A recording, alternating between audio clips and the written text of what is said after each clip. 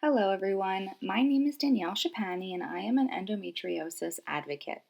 I have an awareness blog called Enduring Endo, where I provide support, news, and discuss my personal experience with the disease. I will be having two podcasts about endometriosis. In this first podcast, I will be describing and defining what endometriosis, also known as endo for short, really is. There are a lot of rumors online, and I'm looking to clear them all up. So stay tuned for much more to come, and thanks for listening.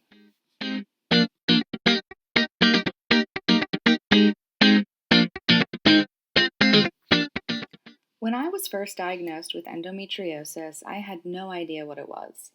I had never heard of it before, and no previous doctor had ever even hinted at the term. After being given a small, short pamphlet on the condition, I was left thinking, endo what?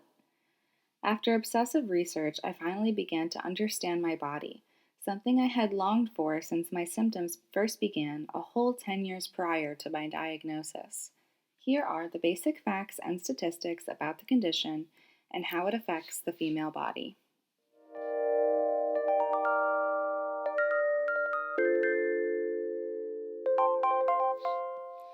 According to the Endometriosis Foundation of America, it occurs when tissue similar to the endometrium, the lining of the uterus, is found outside the uterus and other parts of the body.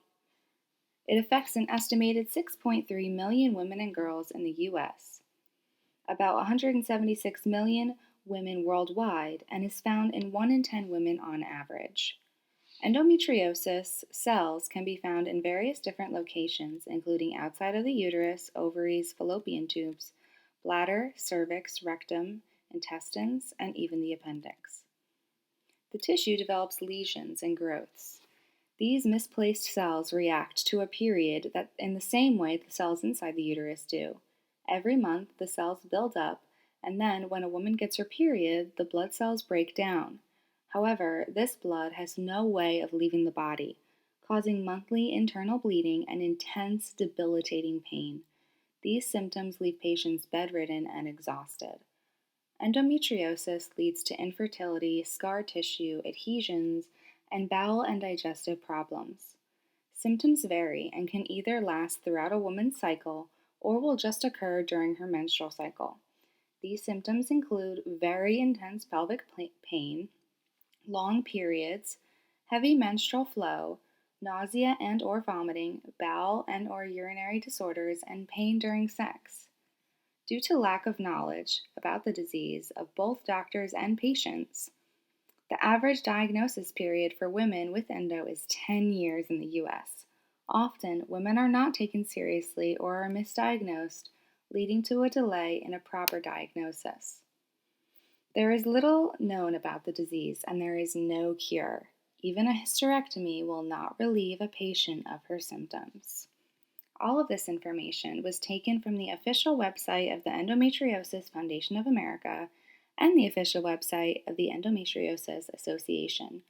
More in-depth info can be found on these websites, and the links can be found in the description.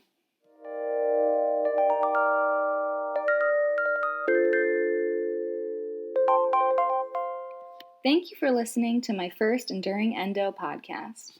More information on endo can be found on my WordPress blog, which the link is in the description below. In the next podcast, I will be talking about my personal experience with the disease. Stay tuned and always remember you are never enduring endo alone.